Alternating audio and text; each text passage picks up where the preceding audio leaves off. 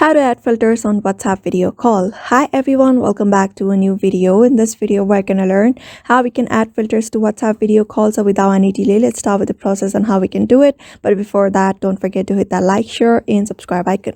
So if you wanna add filters to the WhatsApp video call, you're just gonna follow this process. So first of all, launch your WhatsApp. After that, head over to the person you wanna do video call with. For example, this one right here. So here there are different kind of options available like video call, and three dot at the screen. So you're just gonna tap at the video call option at the top, and when you tap on video call, after that person picks up, you'll be able to see your face on the screen along with the person on the other screen. So what you're gonna do is simply tap on your screen. So there you should be able to find and filters option, but unfortunately on the Android version we don't have that feature available.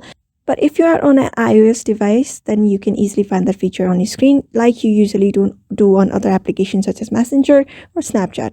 After that, you may just simply go on with the process on how you usually apply the filter, and that's how you basically do it. So therefore, you may also follow the same process to do so. So therefore, I hope this video was helpful to you, and thank you for watching this video.